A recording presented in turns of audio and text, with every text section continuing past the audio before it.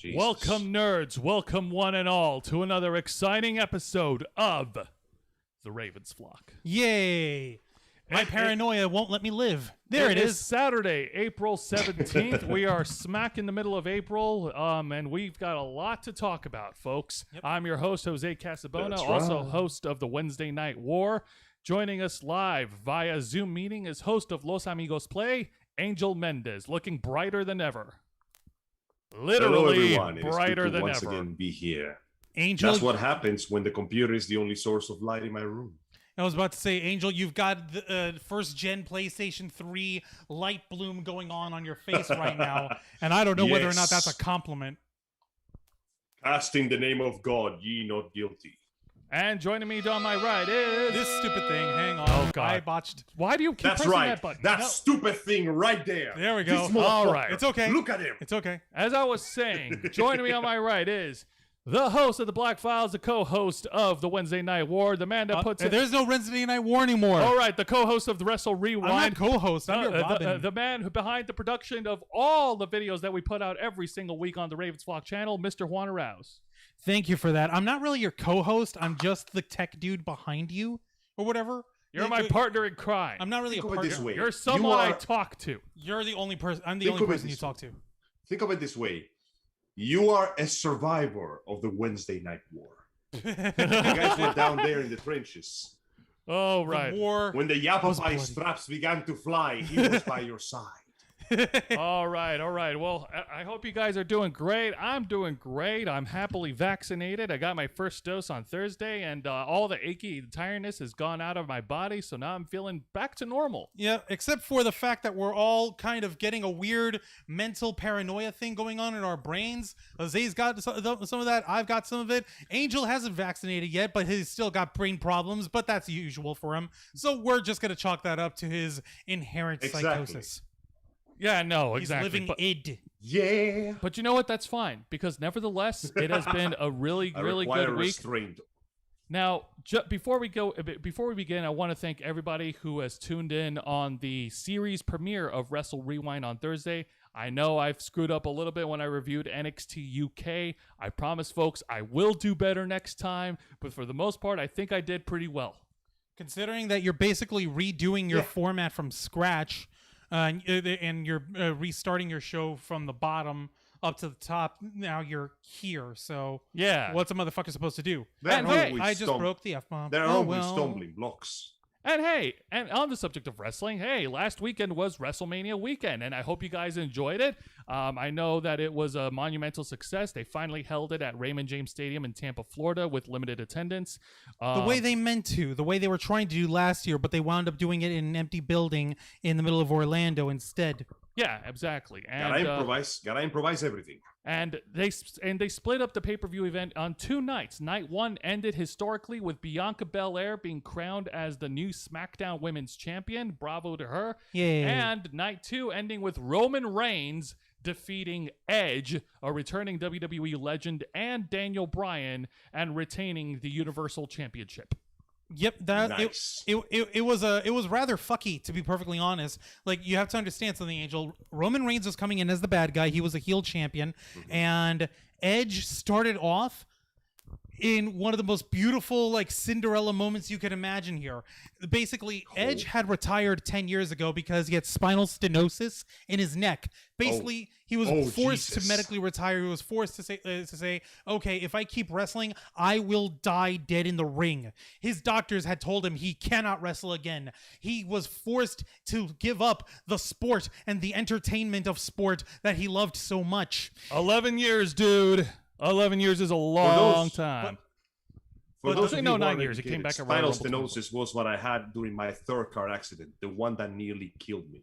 So Angel, you understand how much of a not I fucking game it understand is. just how much of a danger that can be. It's not a game. Yeah, It's no damn. fun. No, it's not. So Just- with him making a surprise entry in the 2021 Royal Rumble match and winning the actual match in spectacular fashion, this was like the greatest moment that people could ask for. It was a beautiful Cinderella moment. Like, the guy came back. He against all odds, he managed to recover and decided to come back to the sport entertainment that he loved so much. Yes, I'm saying it that way So specifically. he pulled an old snake. Oh yes, Yeah, no, and he looked beautiful. He looked fantastic. Jacked. He's got a beard on him. As he is should. punished Edge, a man. Jesus Christ. He's the jagged edge. The man who's Old, been- not obsolete. Yep. The man who's been deprived of his concertos of slapping people with a fucking folding chair. Exactly. Christ. Now, But lo without and going, behold, yeah, go like- on. like, I it's okay. realized that I was not done We're spinning beating a- ass, so I had to get back in the ring. It's all right. We're spinning a yarn here, Jose. It's all right, and we've got plenty of time. And for those of you who are tuning in, don't forget, hit the subscribe button and the notification bell, which is located down here. Angel, point down to your left, please. My left, that would be right here. Yes, that way. Point Yes. down that way. That's where the Yes. that's where the notification bell and the follow button and the on Twitch and on YouTube is going to be. So please, folks, use that shit. Now, And- getting back on the subject, yes, Yes. WrestleMania was awesome. Lots of fans that you don't want to tell the story of Edge. He was your hero. We Why have a would you- bigger story because stuff happened after WrestleMania. What do you mean? How could anything be bigger than one of the most monumental WrestleMania matches ever to show up? What could possibly be bigger than that? What could possibly be more beautiful and more noteworthy than an epic clash between a heel champion who spent the majority of his career being booed out of the audience versus a returning legendary veteran coming in for one last bout against all physical odds, and Daniel fucking Bryan, one of the most celebrated, excellent professional wrestlers of all time, duking it out for the Universal Championship. What could possibly be bigger than that, Jose? Pray tell. Angel, should I do it? I shouldn't do it. Should Do I it. do it? Might as well. Do it. I don't care. Should I really do it? You need Do to it. pressure me. You Come on, already you're did. supposed to be my guilty conscience. Do it. Oh no, my man. I have no shame in doing the end had to make his own choices. Gee, Fucking do it! Okay. So the WWE has fired 10 of their stars and talent on Thursday, April 15th. Are you fucking kidding me? So they're doing their spring cleaning here. They're doing their spring cleaning. Literally 4 days after WrestleMania, they have released 10 wrestlers, male and female. And I will go through the list, and trust me, a lot of these will Jesus will be in shock. Number 1, Billy Kay. Bring it on. Okay. Billy Kay. Number 2, Mickey James. These are ladies, by the way. These are yes. Mhm. Number 3, Chelsea Green. Number 4, Tucker, Man, just or dumping rather out all the asses. Tucker Knight. He was one half of Heavy Machinery. Number 5, a luchador damn. named Kalisto. Number 6, Wesley Blake. Number 7, this is a big name, former TNA and former Ring of Honor World Champion and former NXT Champion, Samoa Joe. They just toss his ass like that? They just toss his ass like that. The Ishilocos on the YouTube chat saying, "What up? Hi there, Ishilocos. Thank you for joining us. Hi, We're you about co- to throw Hi. down." We're about to throw down some salt here. Number 8, Hello, Bo Ishii. Dallas. Number 9, this one was really effed up, Peyton Royce. Peyton Royce and Billy Really? Kay, by the way, Angel, those two ladies started as a tag team calling themselves the Iconics. We'll get into that in a moment. And number 10, Mojo Rawley. Mojo Rawley, He okay. co-hosted last year's WrestleMania. He also won the Andre the Giant Memorial Battle Royal at WrestleMania 33, which nobody cares. And he's just been floundering in the bottom card. Whatever. All right. Now, actually, we also have Bunda on the YouTube chat. How you doing, Bunda? Thank you for joining us tonight. He's Sup? over here saying, yep, he's actually saying all these releases were justified. None were drawing money. Now, that is an argument that can be made. Yeah. And there is merit to that. However, there's also one really strong element that I think people forget. The WWE has money out the ass. They just signed a multi-year deal with the Peacock app. Yeah, the NBC streaming app, where they basically said, you know what? The WWE, we don't need our own app, our own streaming service. Let's just staple ours. Let's just grab a stapler here and let's just fucking graft ourselves Please don't over into these guys and charge them So out the fucking ass stink. for it. Let's Size just do shit. that. Please don't waste those.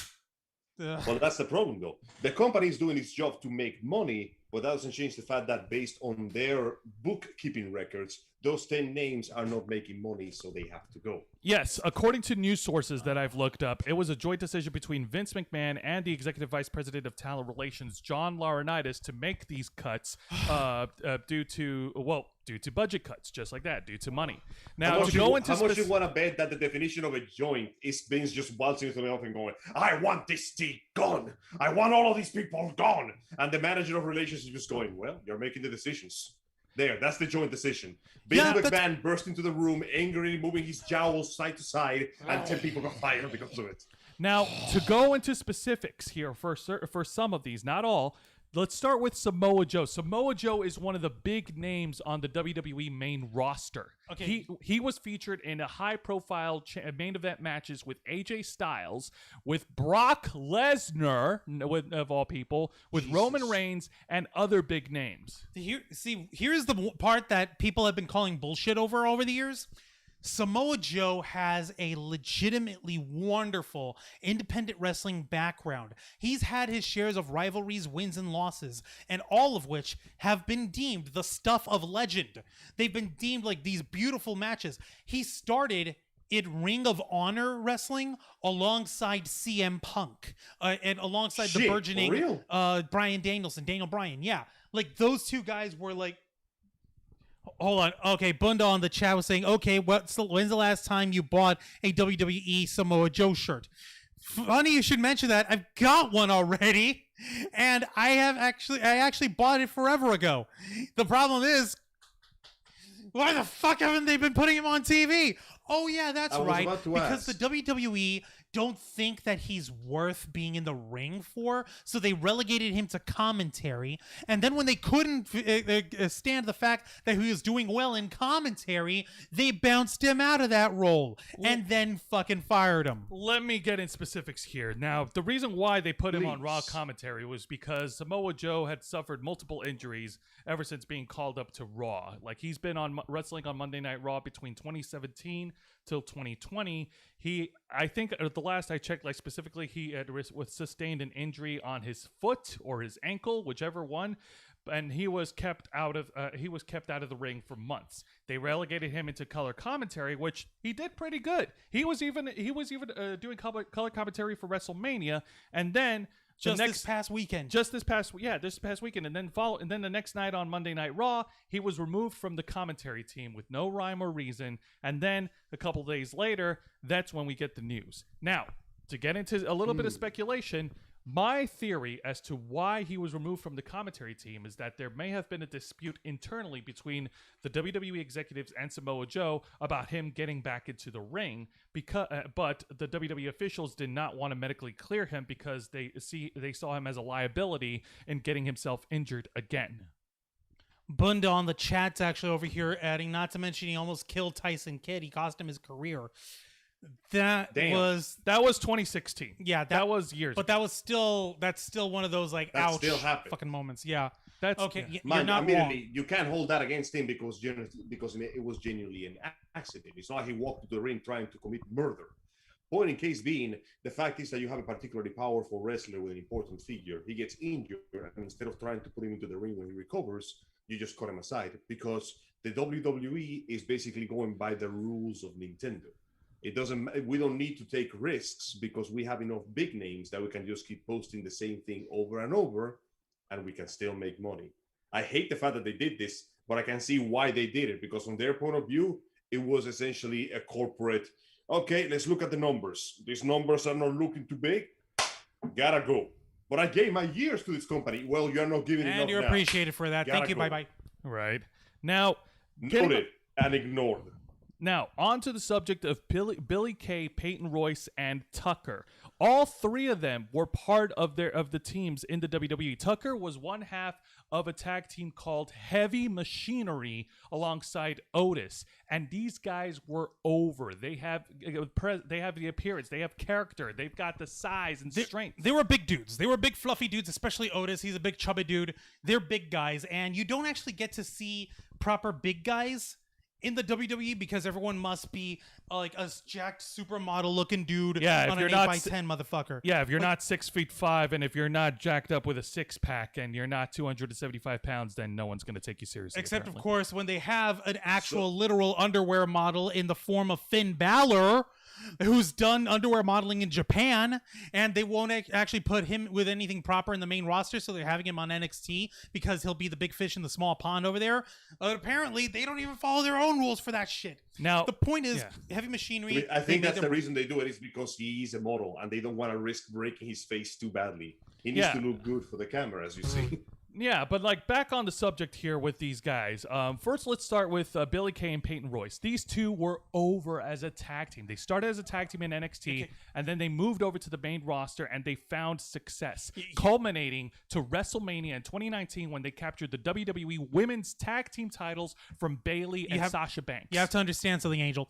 These two girls, they're both Australian, yes? They moved from Australia to work at the well, shit. No wonder they were wrestling. They were already used to fight for their lives. Okay, no. Shut up. Okay, you need to look these girls up. Okay. Look them up sometime. Right, Juan, continue. Yeah, all right, let me take the reign on this one.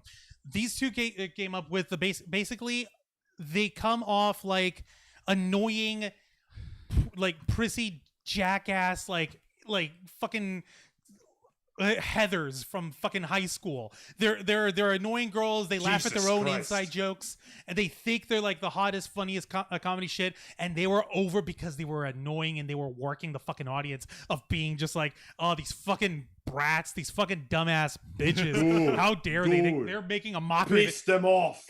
It's working the fucking audience. Now, if I'm not mistaken, Peyton Royce, she's got a lot more athletic ability than Billie Kay, or is it the other way around?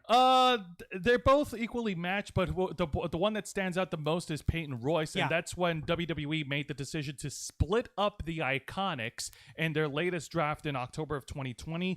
They split up the Iconics, sending Billie Kay over to SmackDown. Because they promised Peyton Royce a main event singles push, which never happened. Like, it's basically Billie Kay. She could work a little better on the mic. She's not quite as fluid in the ring, but she could still get there. And of course, with her teaming with her friend Peyton Royce, you wouldn't be able to notice that too much if they're tagging in and out. Like you said, Peyton, she's got fucking more athleticism and a little more ability on there. So there was a future of her being in singles, but the fact that they split up the Iconics like this is just another sign like, okay, these guys are trying to do something different, but they're not giving a lot of forethought. And when they didn't get the instant results that they were looking for, they fucking cut them both off. Pretty much. Okay, we gave you exactly 6 months to become legendary. It's not working out. Yeah, with Peyton Royce, the last time she was in anything like main event marquee was when she cut an unscripted promo on their talk segment, which is post Raw, like called Raw Talk. She basically expressed all of her grievances in the company and basically concluded saying, "Give me Asuka, stop wasting my time." Asuka being the former Raw Women's Champion. She had her match. It was a great match, but failed to capture the championship. Damn, and that was enough for them to go, well, that's it. All right, hang on a minute. We got more comments from this fellow guy. Bunda on the chat was over here saying Otis was over on his own. He really was. We're going to get to Otis in a minute because of heavy machinery to get to that. And he also says the Iconics are easily replaceable. Get rid of them. Wow. Ouch. Jesus. That's cold. That is very cold, dude. That is cold-blooded. Now, with Billie Kay, she, despite being drafted to SmackDown, she actually segued into an interesting character type. Like, she was going around with her resume in hand, with her profile, with her picture in hand as well, trying to look for work elsewhere. Like, she would try to be a valet for different superstars on the SmackDown roster, and that was actually entertaining. And she even actually got a chance to compete in WrestleMania, unlike Peyton Royce. But the problem with Billie Kay is, according to news sources, WWE producer Kevin Dunn basically didn't get her character and saw that she had a ceiling in the WWE, meaning that there was nowhere that there was a certain limit to her popularity of where she would go. Okay, and for the record, Kevin Dunn. So I have to stay then. Okay, for the record, Kevin Dunn. He's the guy who's more in charge of the television production side, instead of actually the talent side. He can't tell you the first thing between a headlock and an arm drag to save his fucking life. I'd get into Kevin Dunn, but all you have to do is type in on your YouTube search. Just type in Kevin Dunn with 2 N's, Jim Cornette with 2 T's in the middle, and we'll let Jim Cornette go ahead and tell you all that you need to know about Kevin Dunn.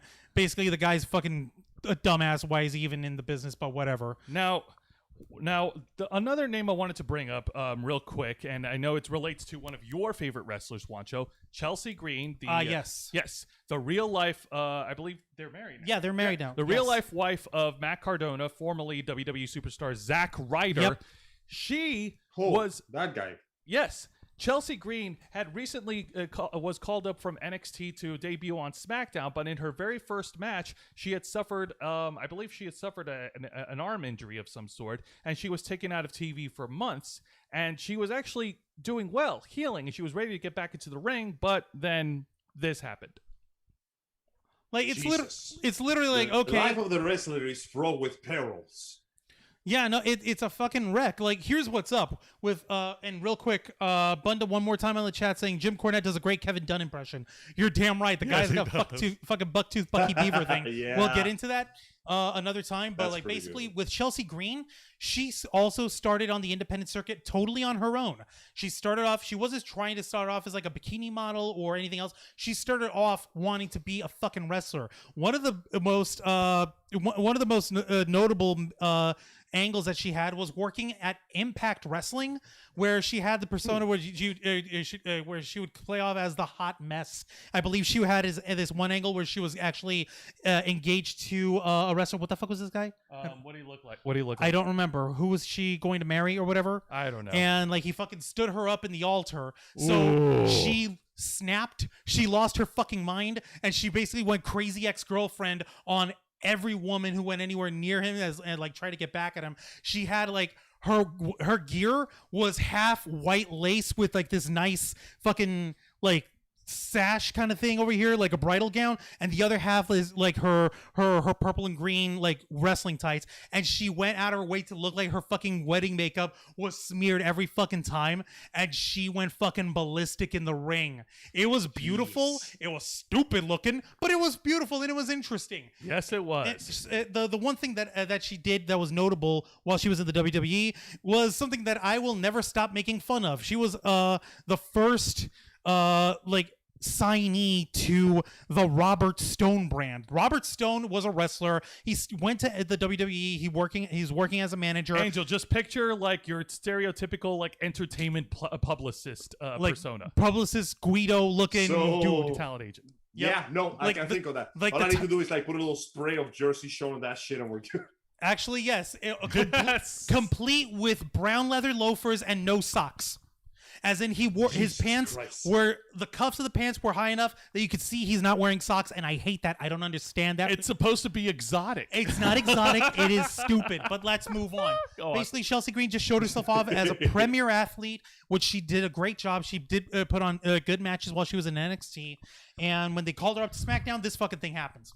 Yes. Also, Mickie James was kicked off. How many times are they going to hire, fire, rehire, then refire Mickie James? You see, here's the thing. Many times as it takes for him to learn his lesson. Angel, I don't she's know a what the lesson woman. is. That's a woman. Angel. Okay, Angel. She started off as many times as it takes for her to learn her lesson. I don't know what the lesson damn is. it. Okay. Angel, I'm gonna send you a picture of this woman. I'm gonna send you. Yeah, while you send the picture, Please do. I'll give a little background on Mickie James. Yeah, she was taken off television because she also had suffered an injury. The WWE have offered her to do some training to become a commentator for NXT. She even did commentating for 2 nights in the televised special of NXT TakeOver Stand and Deliver, but she was very anxious. She didn't want to do color commentary. She wanted to wrestle in the ring. There was a disagreement between her and WWE, so she was on the chopping block. Now, okay, she's also if you don't realize by now, she's a multi-time women's champion, not just in the WWE, but also at TNA Impact Wrestling. She's also wrestled in other independent circuits. And Angel, just tell me, I've just now sent you a picture of Mickie James. Yeah, check your Facebook Messenger. Let me check this out. You punk. All right, check this woman out and tell me, look me in the eyes. Right here. Pull the camera up, Angel. Pull the image up. Look me in the eyes and tell me that you wouldn't want to tap that. Go ahead.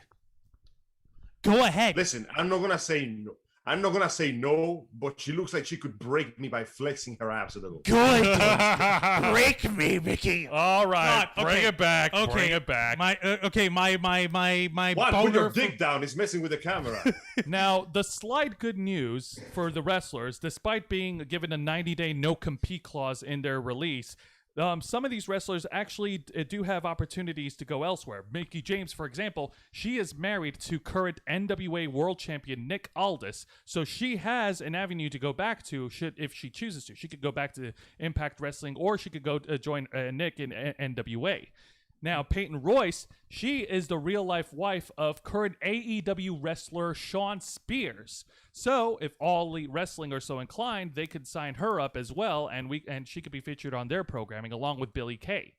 Samoa Joe, he right now is the hottest name in the list. Like Samoa Joe can go anywhere and he'll make money no matter what. Oh yeah. Bunda on the chat. Mickie James was smoking hot in 2007. She's old now. She could just be a special attraction. While that may be doable, the fact of the matter is that she may be older. She's still smoking fucking hot, and she could still out wrestle any of the other women in any roster she goes into. The fact that she's been working hard consistently over the years shows that she's just on a whole nother level. And while she could easily work as a special attraction and attract money on it, the fact of the matter is she loves the sport. Yes. Of the entertainment of pro wrestling. You cannot help but to respect the people that love the sport.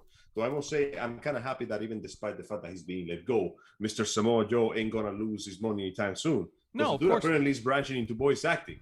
For a little fact, he voices Shark in the upcoming Suicide Squad Kill the Justice League game. I remember he's pretty good at it. I remember you mentioning that. Wait, and who's voicing Shark? Samoa Joe. Oh yeah, that's right. Samoa Joe. He's voicing him in the game. I remember. I was kind of hoping they got him in the movie too, but Sylvester Stallone is good for that too. Yes. Yep. I remember you mentioning that. And as for Kalisto, since he is a luchador, he has a couple of opportunities to go to. He can either go to Lucha Libre AAA or go to CMLL, Consejo Mundial de Lucha Libre, or he could go to AEW and actually team up with the Lucha Bros, Rey Fénix and Penta El Cero. That'd be hysterically depressing, considering how subpar the Lucha Bros are in comparison. But hey, I like the Lucha Bros. Yeah, you would, wouldn't you? Shut up. The only one that I don't see any sort of future with is Mojo Rawley, but then again, he's kind of a dick, so whatever. Yeah. So this is just a grim reminder, folks, that at the end of the day, the WWE is a company and not a family. Angel, your overall thoughts. Of the day, it is a company, and the only thing they care about is the bottom line. Let's be honest, we have been through this whole thing many times, because every single week you somehow manage to go, oh boy, let me take a look. You remember that scene from, like, what was it again, Community or Breakfast Club, where the black dude walks in with the pizzas and the whole room is on fire and some motherfuckers just smacking shirt? Yeah, that's WWE every day, and the black dude is Joe. Every day he just opens the door going, boy, I wonder what's happening. Oh, they fucked up again. This is exactly what we thought was going to happen, and we discussed this a week ago. You were talking to me how you were getting worried that a bunch of those wrestlers weren't getting any push or any presentation, and we're just seeing the same names and the same shows over and over, and that coming to realize, yeah, this is pretty much exactly how they're going to work. They are going to keep pushing the faces that know they make money, and they will take absolutely no risk, because risk may equal loss. And when a company gets big enough, ironically enough, they become even... It's weird. You think that when a company gets big enough, their foothold will be insured, but it almost feels like it's the other way around sometimes, isn't it? Yeah, it does. Like they're going to... They feel like they're going to make one mistake and the entire building is going to crumble into a sinkhole on the 7th layer of hell or some shit like that. All right, Angel, got to stop you right there. Juan, your final thoughts before we move on. Before we move on, real quick, Ishilocos on the chat giving us double thumbs up on that. Thank you for that, Ishilocos. Arigato gozaimasu. And Bunda, one more time on the chat. They should have released Bray Wyatt. They've been trying for years to make him a monster. It's not working. He's too short, fat, and the gimmick is just lame. Damn. Well, the problem with Bray Wyatt is that they've overexposed the silliness of his gimmick. Like, yeah. Okay, you have to remember, he started off as this weird, like, Southern Bayou, like, cult leader wizard, like voodoo wizard kind of thing. Then he fought with Matt Hardy, with Woken Matt Hardy. He was purged of his power, and he was split into he has like a split personality thing where he became half Mr. Rogers and half fucking your paralysis demon.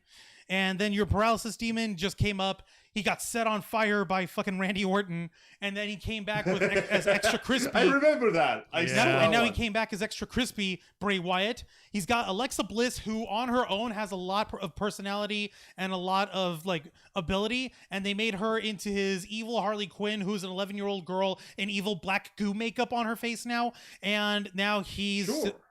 Yes, and now he's just extra crispy Bray Wyatt.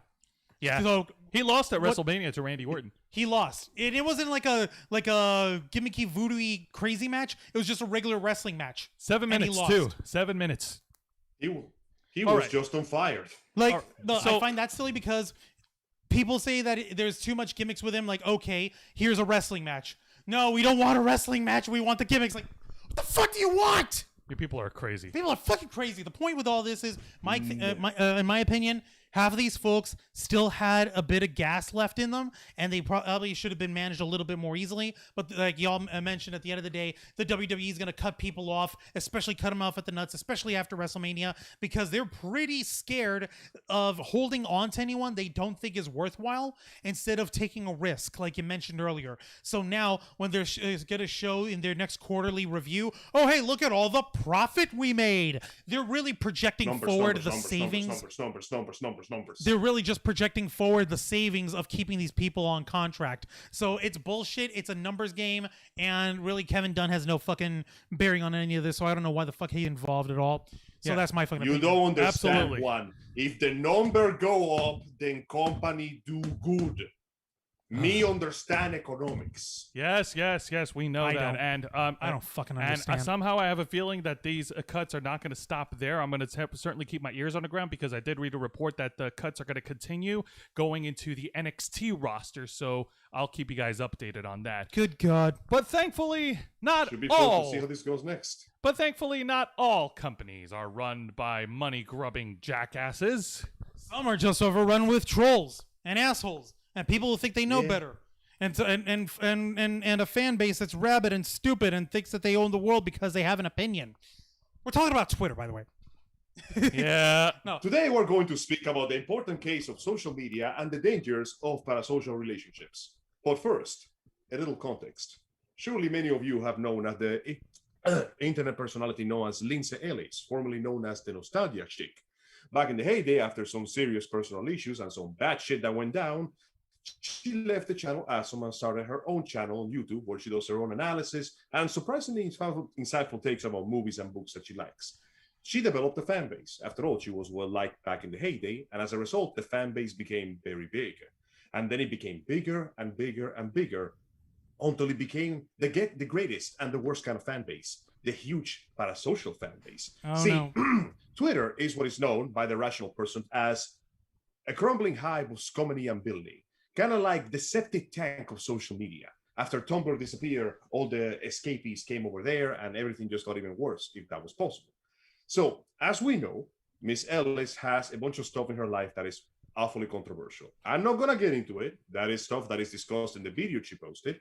But more importantly than that, Oh, boy. she's done some stuff and people have dragged her for some stuff. However, recently some shit went down. Shit went down so badly that she was forced to deactivate her Twitter account and go on a drunken, angry 1 hour, 40-minute rant calling out all the people that were talking shit to her over what is, to this day, the most lukewarm criticism I have ever seen of a movie in my goddamn life. Oh, it is fucking hysterical. We're gonna pick up on that in just a second. Buddha saying bye, thank you, have a good night, heading off to play poker. All right, put everything on I red. guess it was just there for wrestling news, but that's fine. No, for real. Please, those Bunda, bastards, Bunda, and say hi to them for me. Bunda, thank you for joining us tonight. Let other folks know that we're on, that we're live, and I hope you have a good night. Gamble safely. Yes. Juancho, No. continue from where Angel left Gambling off. as unsafely as possible. I want to see coke lines and knives being drawn. Bunda, are you fucking hearing me? You better come home with some blood on your shirt No, please don't. and money in your pockets. Oh Yes. Lord, it is so ridiculous. You're gonna love this. Someone actually screenshot Lindsay Ellis's final tweet before this entire mess went down.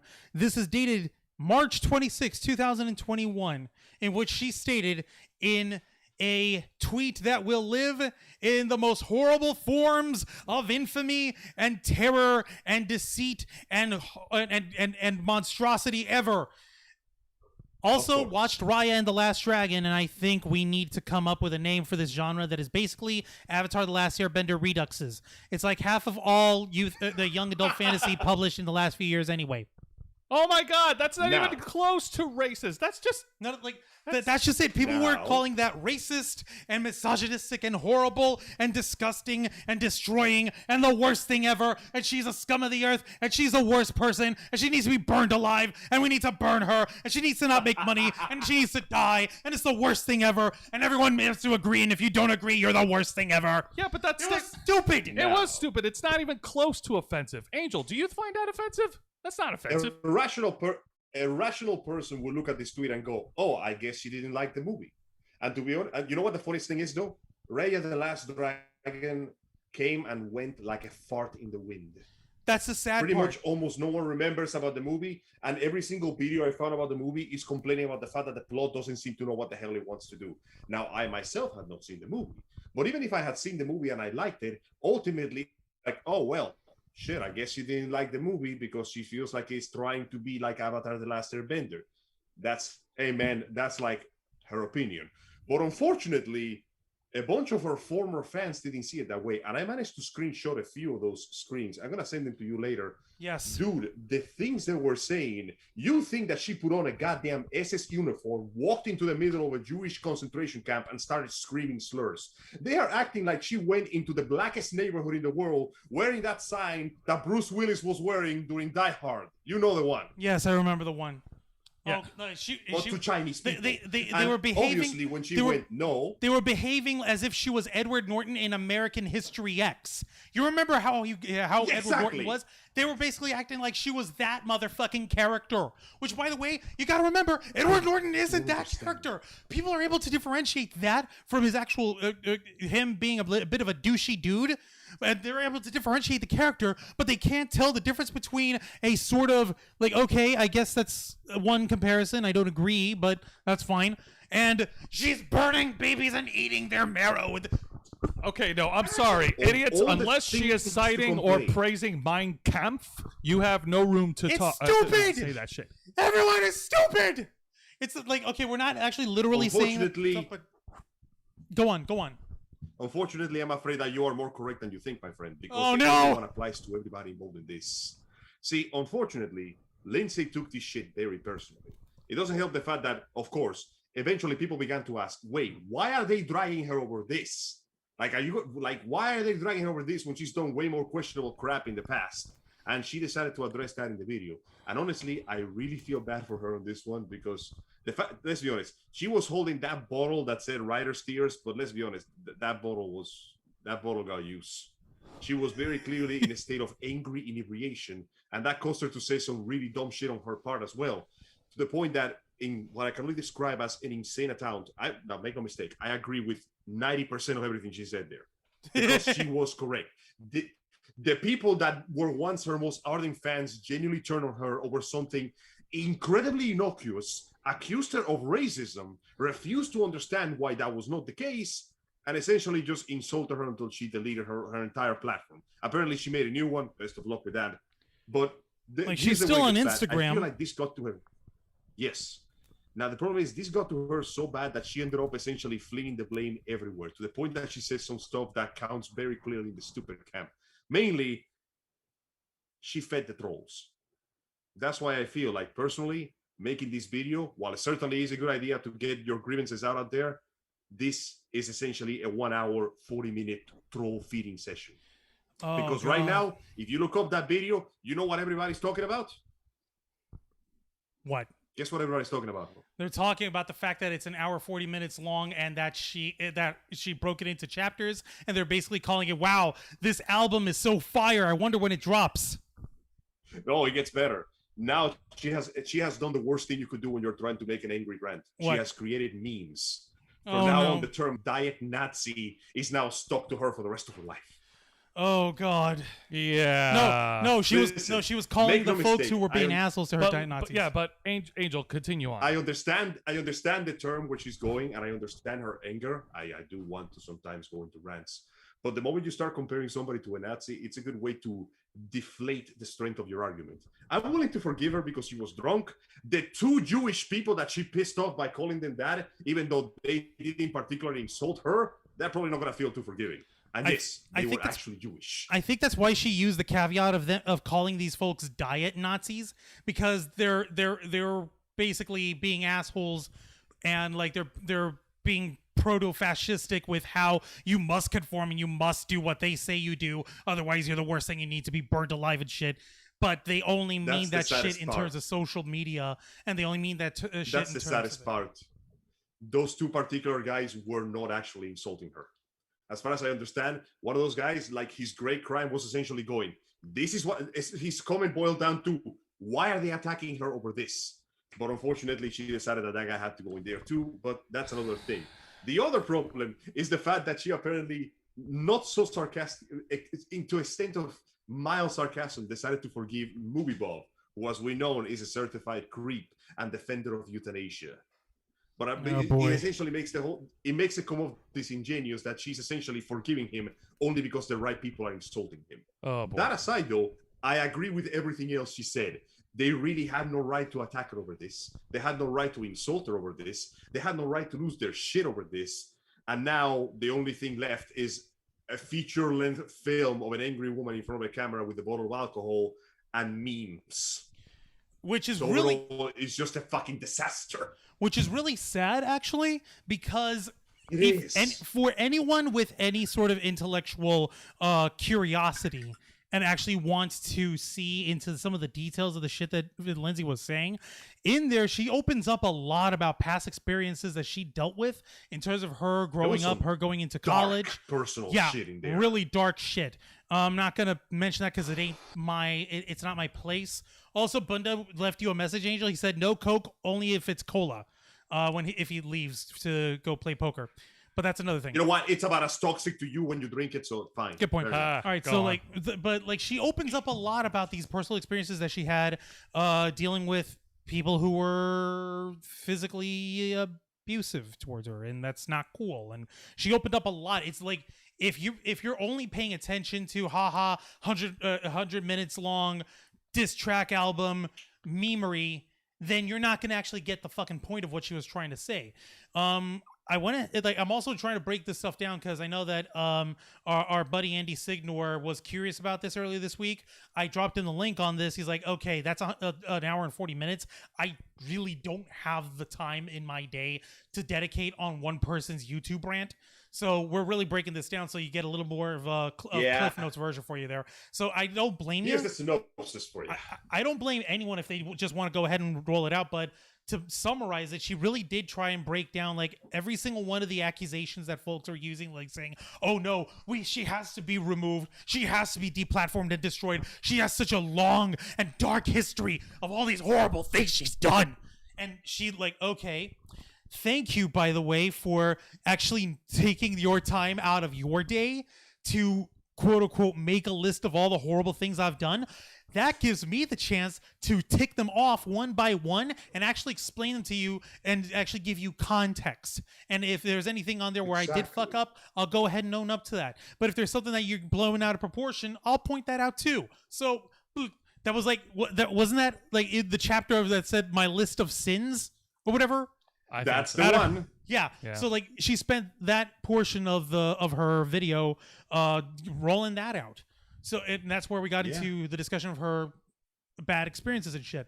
But the point of all this is a lot of this boils down to people were just looking for an excuse to try and be an asshole to Lindsay Ellis. She's done funny shit in the past. She's done stupid edgy shit in the past to prove, like, even in her own words, she said to prove that she's one of the boys and that she could be cool with the cool kids kind of shit. But it's stupid. Everyone has done it. Everyone's done it. We've fucking done it. We've done it. Your ass has done it, Jose. We're doing it right now. I mean, I'm still doing it. You know, I'm kind of edgy. Yeah, not really. I mean, I can be. Sharp as a tack, that one. Yeah. Thank you. All right, my thoughts. I just think the whole thing is unfortunate, the whole situation, and it's unfair for someone like Lindsay Ellis to be bombarded and be overwhelmed by all these idiots on the internet that are taking it, like twisting her narrative, and it just to satisfy themselves, and just looking for an excuse to like throw stones at her. It's stupid. It's not good. It's really that not is good. 100% what I agree with. I may not agree exactly with everything she said on that rant video, but I agree with most of it because ultimately she is correct. I mean, think about how this whole thing started. She made an innocuous post criticizing a movie that she didn't like and criticizing the genre of the movie, and she gets accused of racism because it's a movie that predominantly features was it Chinese or Japanese? Asian folks. Asians. Somewhere in there. Asian. And that's enough for her to be accused of racism, which means that the aforementioned, the cancer that is cancel culture is growing to the point that you, even if you are a well-known, famous YouTube figure with hundreds upon thousands of followers, you are not allowed to criticize anything that may have a different race on top of it, because that is enough for the insane mob of Twitter to misconstrue what you say as racism and hound you relentlessly over it. Personally, I feel like the smartest thing she could have done would have been to just mute the tweet or ignore it until it went away. Make no mistake, I am not making light of the incredible frustration she must have been feeling when she did so. But I feel like the smart thing would have been to ignore it.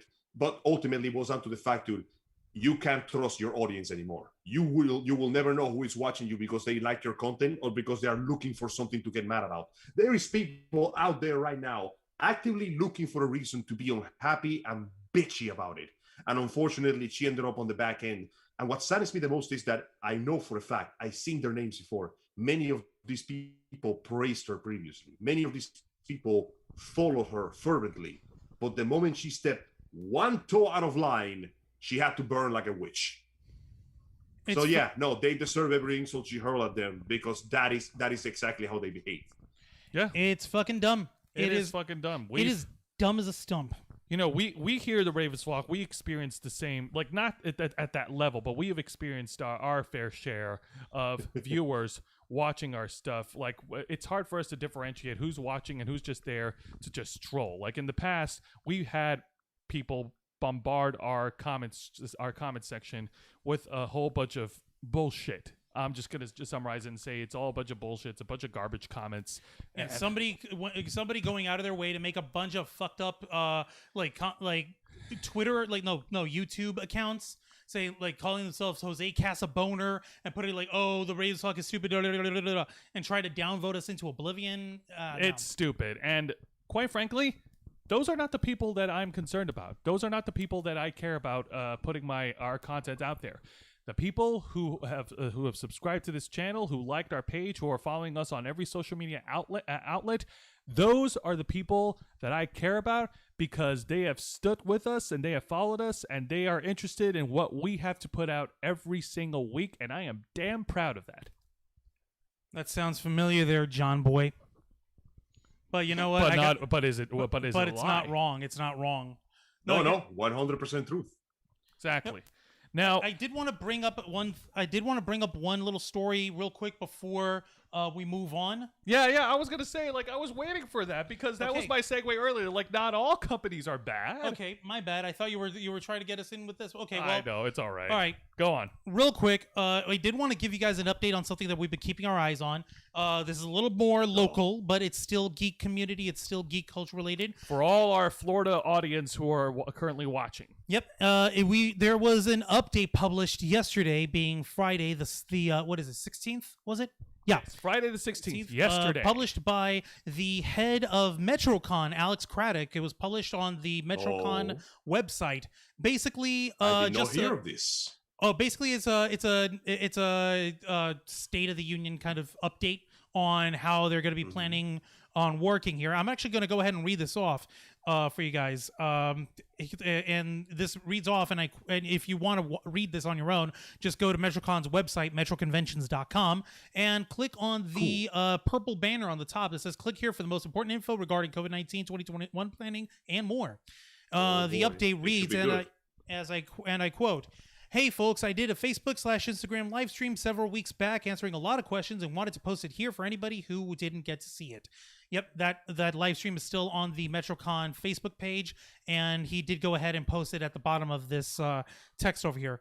It looks weird in mobile, by the way. It cut the video frame cuts off half of it, so we only see like half of Alex Craddock's face in front of a webcam. Yeah, which is weird, but that's not important. That's not important. That's just like web formatting, whatever. Additionally, we have a quick policy update for you all at this time.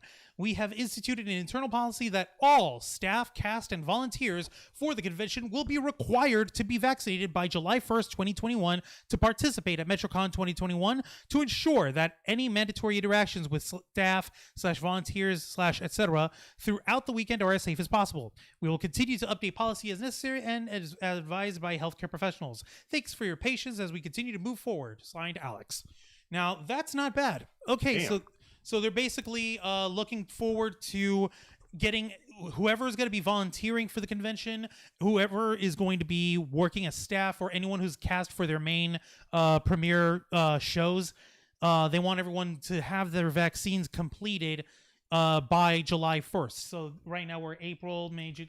Yep. So what? 2.5 months. That's 2.5 months from now. Should be plenty of time to get your vaccinations by then, if you're working there, and that's cool.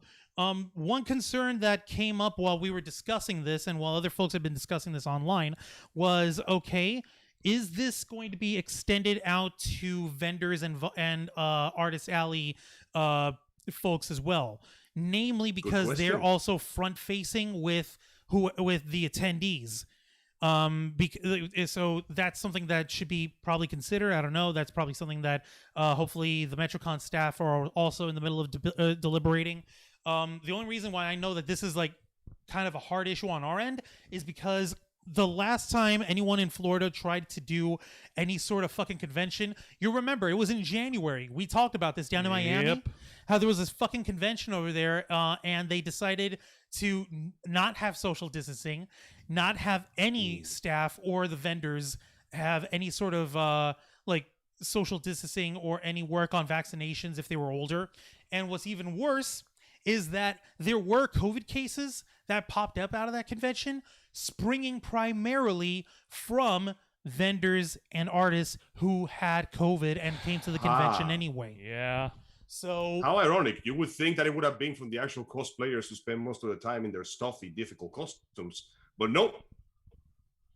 No, The it's unexpected one. But hang on a minute. But has Alex actually answered that concern about Artist Alley and this just came up yesterday. I'm pretty sure if there's any sort of discussion that's going on, it's probably something internal. Okay. But hopefully, with us bringing this up here, it becomes more external. If anyone who works with MetroCon or works at MetroCon, if they want to leave a comment or reach out and say like what sort of vibe that you guys are getting with that part for all this, feel free to go ahead and either discuss it or keep it to yourselves. I don't know. We're just figuring like that's probably something that you guys might want to put into consideration as well. Yes, and for the folks who are watching who are wanting to attend MetroCon, yes, I advise you to continue to follow the updates from the MetroCon website. Continue to follow up the news. Remember that the deadline.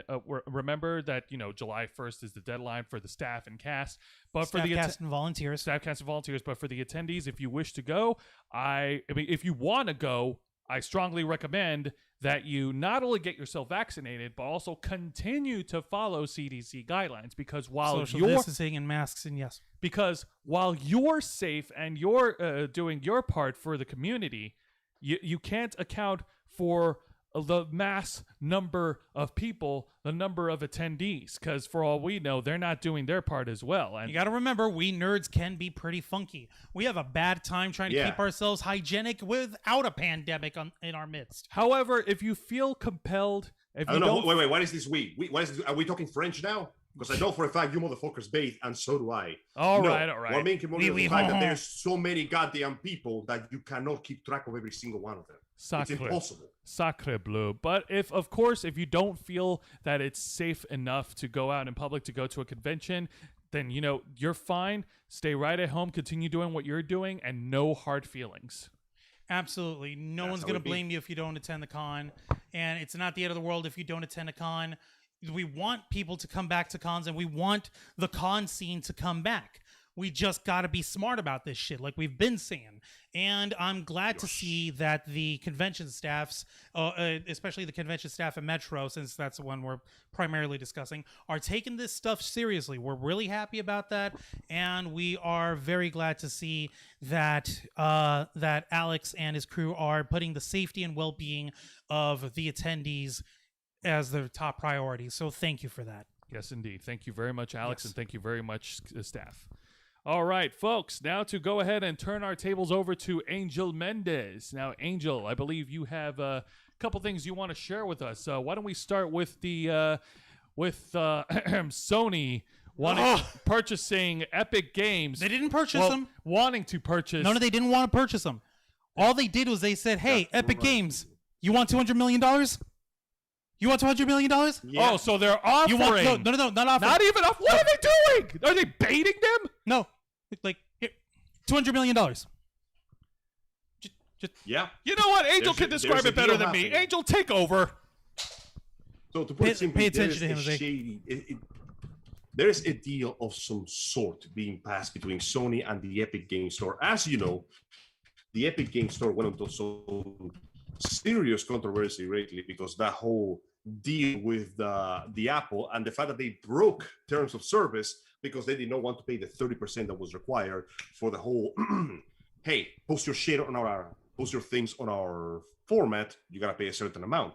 Now all of a sudden Sony has invested another $200 million in Epic Games. That's right. They have invested another as part of a $1 billion funding round announced today by Epic. Over a dozen investors contributed towards the funding, which valued the Fortnite developer at $28.7 billion, which is, by the way, $10 billion more than Epic Games' estimated value at the time of Sony's major investment in July. Now, the Epic Games CEO, Tim Sweeney, said that he's still the company's controlling shareholder after the investment. They say they will use the investment to help accelerate. Angel, you are cutting out work really around building hard. Angel, you're connected cutting out social- really hard. It could be a connection issue. Like for some reason, Can you're you hear me now? There you go. That's better. Something happened with Sorry your about that. Can something you hear happened me with your okay? audio. You sounded Do I like sound you good? were being throat fucked by a modem. Are you okay? Do you need a lozenge? Are you all right? Jesus. Must have been. I think I may have opened my workstation by accident because I swear to God, we're having nothing but call problems lately. Oh my Anyways, so this comes about less than a year after Sony's previous investment in Epic, which is $250 million. They bought about 1.4% stake in the company, which valued it at $17.86 million. This is just the latest of Sony's and Epic's surprisingly close relationship, as Epic has used Sony's PS5 control to show off the Unreal Engine, and Sweeney, the director of the company, said that the two companies work closely together in developing the PS5 storage architecture. He says, and I quote, "We've been working super close with Sony for quite a long time on the stage." Now, we don't know exactly how is this going to end, whether Sony is trying to take control of the company or they're trying to basically work together. But this does nothing but worry me, because up until now, Sony has been nothing but bad business decisions. As we know, the console cycle goes in circles. In the previous cycle, Xbox ate shit, and Sony rode the wave of popularity with the PlayStation 4. Now, in this one, the Xbox is the one that is actually doing big strides to preserve media of all games, while Sony has gone out of its way to screw itself over in shutting down their PlayStation Store for any PS3, PS2, and PS1 games. They are gone. They don't exist anymore. Meanwhile, Epic itself, however, is, for lack of a better term, hemorrhaging money right now. As of recently, and by the way, I found this just before we started the episode. Yep. Epic right now is, for lack of a better term, shitting dollars. As of now, documents and testimony from the Hub, which launched late 2018, Epic itself has lost $181 million in the store in 2019, and the project losses an estimate of $273 million in 2020 and $139 million in 2021. What? See, it would seem that Epic right now has what is considered a program of minimum guarantees. They only take a 12% revenue chunk off as opposed to Steam, which takes a lot more money out of it. The problem is they have a lot of things that are basically, people hate Epic for many reasons.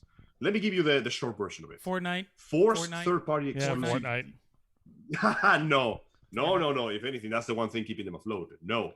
It's the fact that they have a forced third-party exclusive deal, which means that the customers don't get the option to buy their stuff anywhere else. They will restrict and prevent official stores from competing and selling other games in stores and any third-party sites for cheaper. They have anti-consumer policies on their stores, and they will strong arm you on them. They have a lot of features that are lacking compared to Steam. Like, they don't even have a friend chat on the forums. No forum support. The review system is opted by the developers and the publishers that have full control of it. So it doesn't matter what you review. If they don't like your review, that shit is gone. They also have a particularly tumultuous relationship with PC players, calling them toxic pirates and blaming them for lack of sales. They have a limited and convoluted refund system. Go on. And better yet, they are owned 48% by the Chinese company Tencent, which is infamously known for spying and censoring the shit out of people.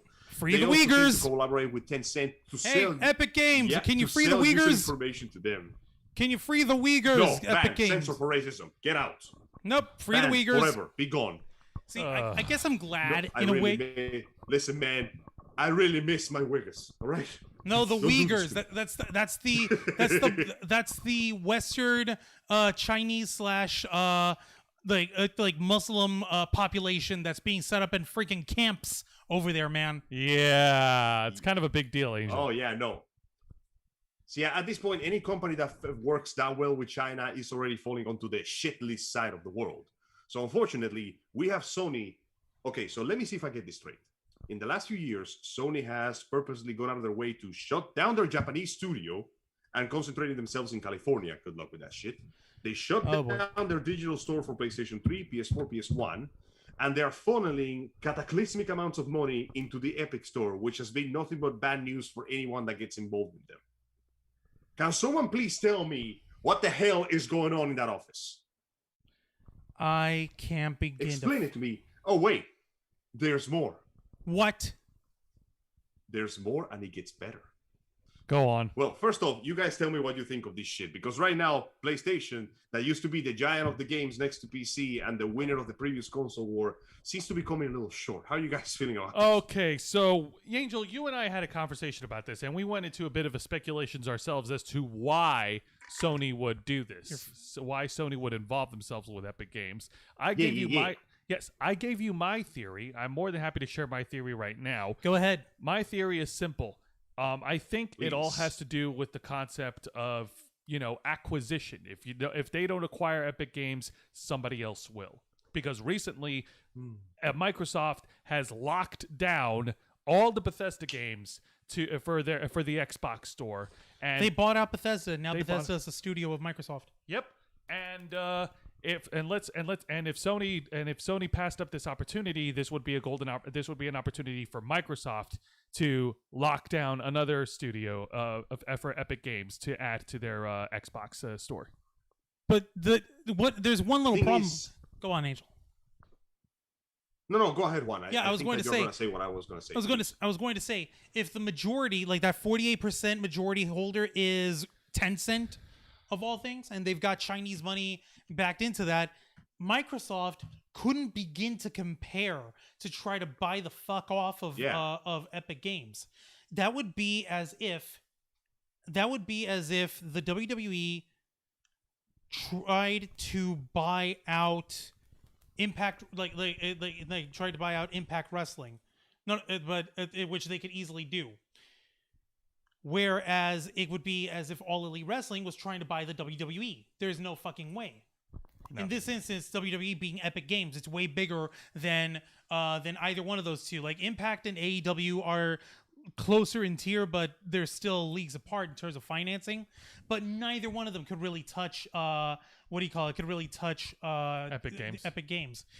So okay. So the question would have to be, why is Sony downsizing their own original production? Like you said, in Japan, they pulled their studio out of there, and now they're just throwing money over at Epic Games now. why would they pull money out of their original production and try to funnel it into a third party? Maybe it's because of the and again, this is just a theory, so take it with a grain of salt. More conjecturing here, of course. Yeah, of course. because despite all the shit with Epic Games, Epic Games has had their own success. Like you mentioned, Angel, Fortnite is the only thing that's keeping them afloat. How many freaking people all over the world are on freaking Fortnite, and how much money have they been profiting out of that? So much. So It much. is their money So maker. maybe with that success, maybe there are diamonds in the rough with Epic Games, and Sony wants to capitalize on that popularity, on the opportunity, on the benefits. That is also a possibility that they're trying to capitalize on their exclusive policy because, well, as we know, the Epic Game Store has a habit of grabbing third-party titles and make sure that nobody else gets to do it. So perhaps this way, Sony can get itself access to more exclusives. When it comes to the console war, they pride themselves in exclusivity. But there's one thing to buy a game studio.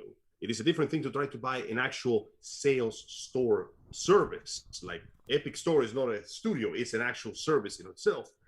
So Sony throwing so much faith and money behind me, it indicates that they're trying to take advantage of a specific feature that they're offering. Something, in this case, it might be their constant hoarding of third-party titles that they keep to themselves. The problem is, the Epic Store also has a problem with being recognized. Many of the titles that they get, since people don't actually care that much about the titles that they get, they only become famous after they leave the Epic Store. Hades, which came out for the PC and for Steam and for the Switch, Which is beautiful. originally came out in the Epic Store exclusively, and no one gave a crap until it got out of the Epic Store. Because apparently, for what I understand, I have never downloaded that thing in my computer, but what I understand, working through the system to actually get into the Epic Store, download something and work through is such a monumental pain in the ass that people are actively willing to skip on exclusive games just so they don't have to deal with the bullshit that is the Epic Store. And the fact that Sony, after making all these bad decisions, is tossing this much money into that pile, I cannot help but to worry. Yeah. And now it's time to worry a little more. Oh boy. What more do we have to worry What if about? I told you your PS4 could explode at any second and become completely useless? Angel, shut up and don't say things. Oh my god. Oh, yeah. Why? No. Why would you Oh, say yeah, that? no, man, we're I'm going there. playing Why'd you on the say that? PlayStation 4. We've got a PlayStation 4. I finally Well, got I mean, Death Stranding. I'm finally getting time for myself. Well, Why so would you do do I. this? I'm telling you this because this is actually old news. This came out like a week or two ago, and my good friends at Tech Radar and The Verge, this came out 25 days ago. I'm honestly surprised this isn't bigger news. Then again, people tend to ignore the things that conveniently don't hurt them. So get this shit. According to our nice folks at Tech Verge, your PS4 console could be rendered completely useless in the future if the internal clock battery dies. You will not be able to play any games on it, whether they are digital or physical. According to a trusted hacker called Lance McDonald, shared an extremely worrying news that consoles will be nothing more than expensive paperweights if your internal system clock dies. Now, here's how this works. It's tied into how the trophies work, and more specifically, how the PS4 uses the console's internal clock to prevent users from manipulating the trophy system. As he explained, trophies on PS4 require the internal system clock, the one that you cannot see or change, by the way, to be correct. So people cannot just change the PS4 time and date to make it look like they got a trophy earlier than they normally did. Unfortunately, and for some reason that defies imagination, if your PS4 clock battery dies, all your games die. If your system clock resets to 0, the only official way to correct it is to connect to the PSN network. Now, that means that, hey, that's fine. That means that as long as the PSN network works, you can get it back to normal. But that means that if Sony decides to deactivate or shut down PSN in the future, your console will be bricked forever, as you will never be able to correct the clock. That means that the life of your PS4 depends on your internet connection. And the day that goes down and you happen to run out of time on your battery, you're fucked. The PS4 CMOS battery is dead, and that means that it renders all PS4 digital files useless without a server connection, which means that even your discs will be useless. You had to essentially, if you have the money, replace your PS4 battery as soon as you can, because that means that CMOS can only have its time fixed by PSN or by hacking it. The fact that it not only fucks up your digital content, it also screws over your physical disc is nothing short of insanity. Apparently, Sony could fix the issue with a simple firmware update, but that is not happening right now. So there you have it. Now, I don't know. I like to believe by the virtue of the beauty of Occam's razor, that this is not on purpose. I want to believe that they didn't put a specific shutdown mechanism in our PS4 just to fuck with us. But now I don't know what to believe in anymore, because we live in a world where my PS4 is right there, and at any second, if I don't have an internet connection and my internal clock battery dies, that PS4 is useless forever. Oh, fuck! So what would you advise all the gamers, all those who own a PS4 to do? You're fucking kidding me! You dropped this on my fucking lap, man? Switch to... Wait, hang on. What did you say, Angel? Sorry, bro. I had to let you know. Now, apparently, it is not too expensive to replace a PS4 battery. It can be done in pretty much any electric shop. Great, fantastic. So if you want to keep your PS4, when you get the chance to, please make sure to replace the battery. Or just switch to a gaming PC at this point. Because it feels like, as much as it pains me to say it, as much as it pains me to be the master race, if you're a PlayStation fan right now, you are in the worst possible place to be.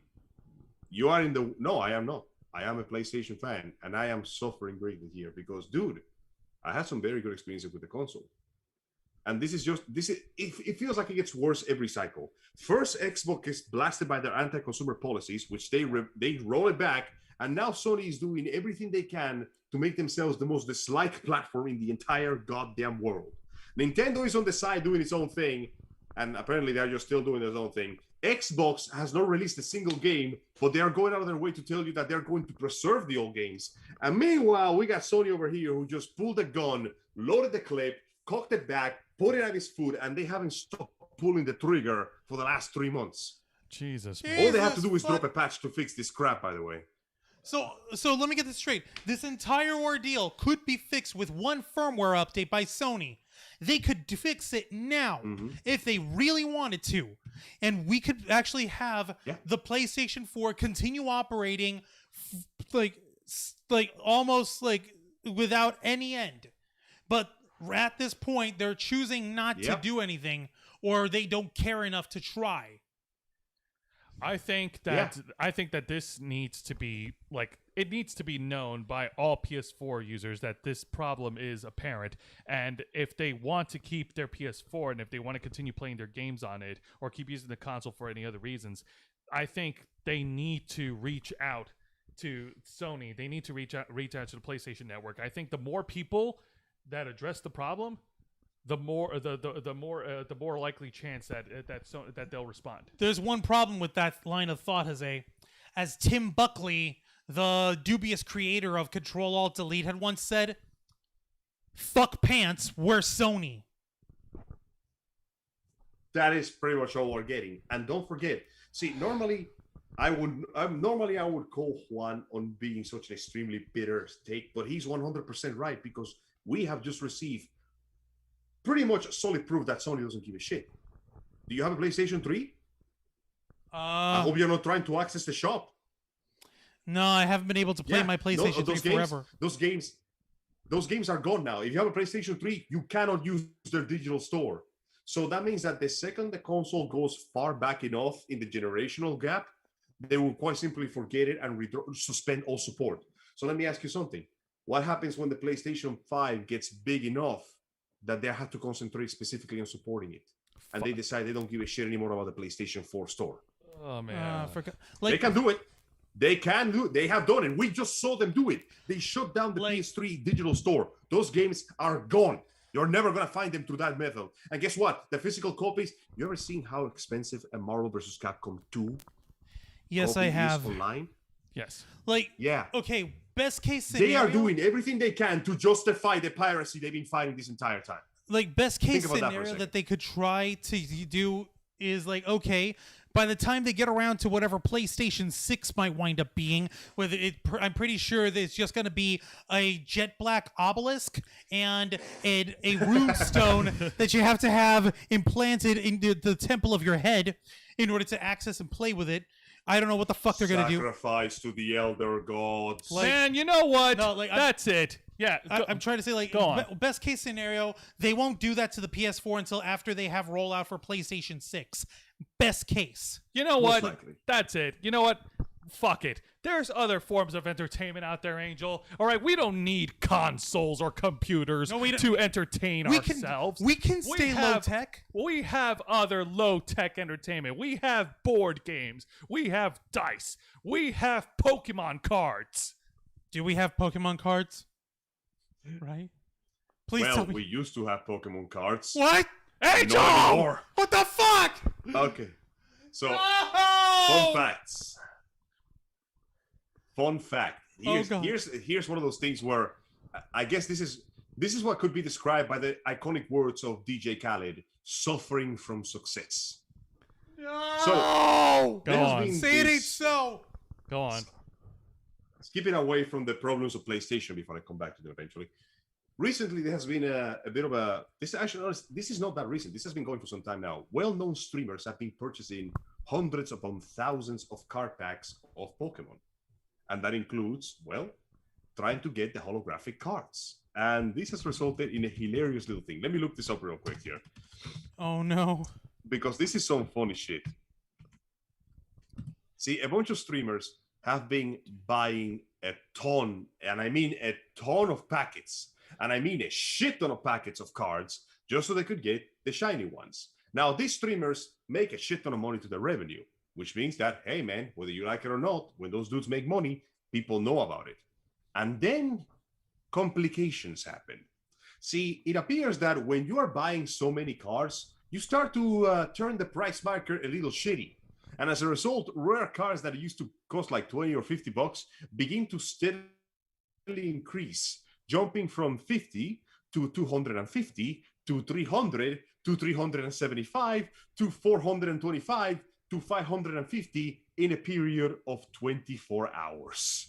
Pokemon card sale prices have sky fucking rocketed. What? On Thursday, a sealed box of Pokemon booster packs sold for a record $360,000 through heritage auctions. Hang on a minute. What about to have fuck? Okay, I'm not going to pretend like I've been keeping up with the Pokemon trading card game for forever, which I haven't. But still, that amount of inflation for a box of booster packs? That's disgusting. That's disgusting. What the fuck is going on? Who are these streamers? I need names. Yeah. By the way, this began... Hang on, you cut off. I don't know. I don't look at those people. But no, find me their names. I want their heads. Sorry, can you hear me now? Yes, I can hear you. Yes, we can. I want their heads on a platter. I think one of them may have been Jesus. Now, by the way, this has been going on since last year. The sale that I just told you happened in September 2020, and it's been getting worse ever since. It appears that due to the dangerous power of the market, there has been a 60% increase in Pokemon card sales on its platform since September compared to January. YouTube stars, celebrities, and investors are dropping massive amounts of money on YouTube cards, which has contributed to the frenzy and helped push their value. That in turn has encouraged other people to snap up the cards immediately in hopes that they will turn a profit. There is an entire genre of streamers doing nothing but unboxing card sets on YouTube and Twitch, non-stop. Hell, I believe that a commonly known DJ and producer Steve Aoki recently hosted a live charity event where he opened the cards.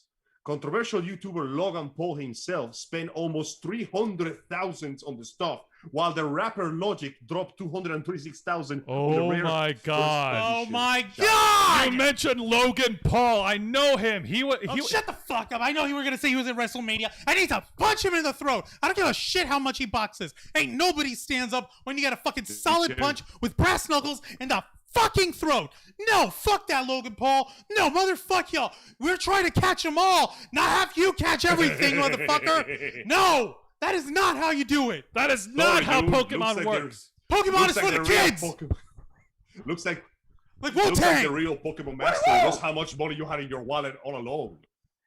Angel, help. No! Hang on. I refuse. Angel, help me out here because we talked about this. Didn't you mention that as a result, like certain stores like pulled the Pokemon cards from selling them? That's right. Now, naked to account, Mr. Paul is not the only one doing this. He's bought a very expensive grain of sand in a very vast desert of a lot of influencer streamers who basically just open card packs to see if they can get it. Hell, even Charlie got into the habit a while ago. You guys remember Charlie? I don't. He's Who the fuck is Moist Charlie? Critical. He's a well-known YouTuber from Florida, Moist Critical or Penguin Zero. He's a pretty chill dude, but he went through a point where he basically did nothing but open Yu-Gi-Oh card packs for like Yu-Gi-Oh or months on Pokemon? end. You No, Yu-Gi-Oh. He spent like thousands of Yu-Gi-Oh. dollars on the stuff. Yeah.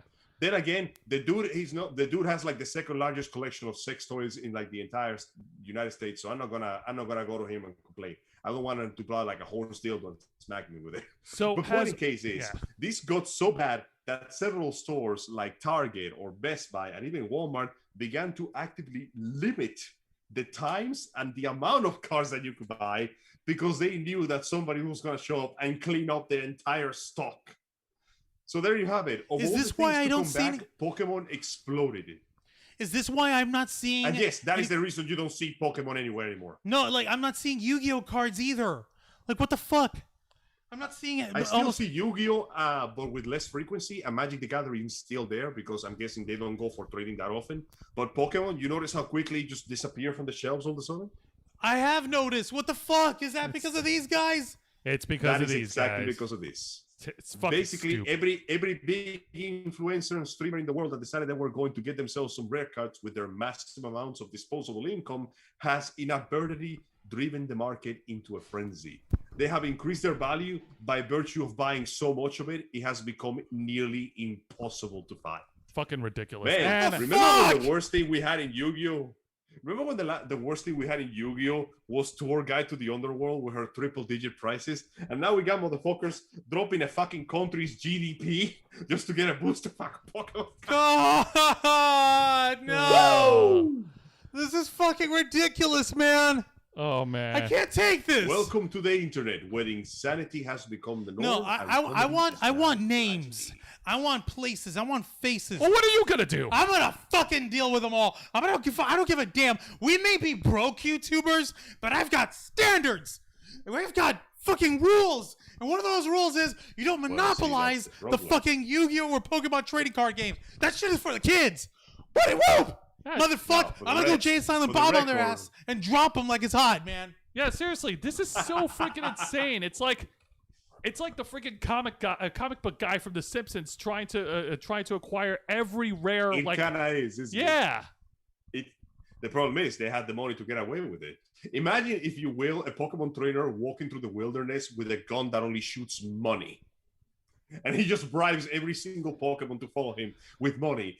And he shows up to the league with an army of Pokemon who are just counting dollar bills. That's basically what happened here. It's so ridiculous. And you know what? I think the big takeaway from all this is that, these games were made to just have fun. Let's not lie. The games and the card games were made for making money, but not like this, man. Yes. Not like this. No. Not like There's this. supposed to be a system of checks. I'm and talking about in balances, the eyes but of they the threw so customer, much the money. eyes of, us, players. the The players. Millennium Scale is going off. I just realized in Yu-Gi-Oh, we never get to see the Millennium Scale actually do anything, do we? No, Does we it actually didn't. do anything? Nope. It's just useless. That's a waste. I wish they had done something. with Oh that. well. But anyway, that is pretty much it for popular news today. PlayStation is continuing to fall down. Sony's eating shit. Xbox is in its place. Nintendo is Nintendo. And the Nintendo world is fun. continues to spin Oh on no. a hollow foil disc. Yeah. Well, Oh, hopefully. One little side thing. On Thursday night during his Popcorn Planet stream, Andy Signor was actually talking like, "Hey, you know what? I may want to get into a Mario Kart online stream party with folks. Whoever wants to take me on in Mario Kart." I kind of threw our hat in Of course you for did. this. So hey, if you want to throw down in Mario Kart or in Smash, we'll be happy to take you on for fun. Juan and Angel can testify. I am an aggressive competitor when it comes to Mario Kart. I have 5 car accidents. I am the best person to play this game. Jeez.